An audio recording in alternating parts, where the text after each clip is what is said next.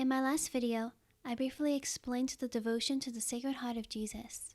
The Sacred Heart of Jesus is a profound devotion that calls us to reflect on Christ's infinite love for the Father and for all of humanity. Bonded to this heart is the Immaculate Heart of Mary, the heart of the Mother of Jesus.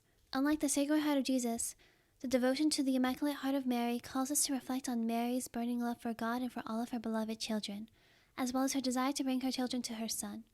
In this devotion, we look towards Mary's interior life, which is full of both her sorrows and her joys lived out in courageously following the Father's will.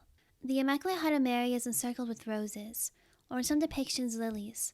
These symbolize her purity that came from the Immaculate Conception. We also see a sword piercing through her heart. This symbolizes the sorrows that Mary endured throughout her life.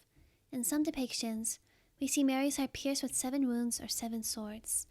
These symbolize the 7 sorrows of Mary.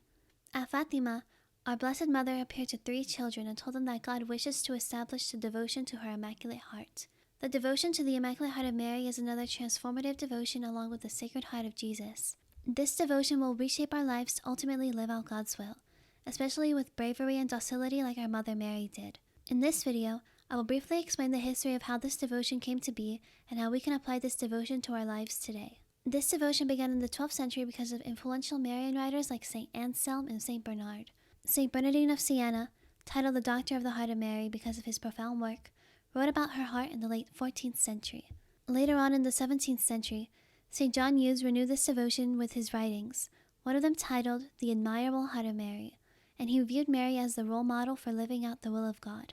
Pope St. Pius XI named him the Father, Doctor, and Apostle of the liturgical devotion to the hearts of Jesus and Mary. In the early 19th century, Our Lady appeared to St. Catherine Labouré and revealed to her the miraculous medal. This began an uprising in the devotion to her Immaculate Heart. In the early 20th century, she appeared to 3 children in Fatima, Portugal. She told them, "To save poor sinners, God wishes to establish in the world devotion to my Immaculate Heart." And 25 years after Fatima, Pope Pius XII assigned the feast to the Immaculate Heart of Mary on August 22nd. In 1944, he extended this feast to the Universal Church. After the Second Vatican Council, the feast was moved to the day after the Feast of the Sacred Heart of Jesus. The Feast of the Sacred Heart is the Friday after Corpus Christi Sunday. The Saturday after Corpus Christi Sunday is the Feast of the Immaculate Heart of Mary.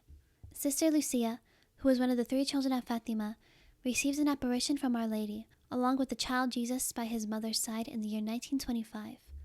Mary showed Sister Lucia her heart surrounded with thorns. The child Jesus told her, "Have compassion on the heart of your Blessed Mother. It is surrounded with thorns that ungrateful men pierce each moment, and there is no one that is willing to offer an act of reparation to take the thorns away." Our Lady then said, "Look, my daughter, my heart is surrounded with thorns that ungrateful men pierce unceasingly with their blasphemies and ingratitude. You, at least, try to console me and announce that for all those who for 5 consecutive first Saturdays confess, receive Holy Communion, pray the Holy Rosary, and accompany me for 15 minutes by meditating the mysteries of the Holy Rosary with the intention to do reparation, I promise to assist them at the hour of death with the graces needed for salvation." Saturdays have traditionally been dedicated to Our Lady to strengthen our devotion towards her. But why does she ask for 5 first consecutive Saturdays? During Sister Lucia's time in prayer in the year 1930, Christ revealed to her that the reason for going to Mass on the 5 first consecutive Saturdays is because of the 5 forms of offenses and blasphemies against the Immaculate Heart of Mary.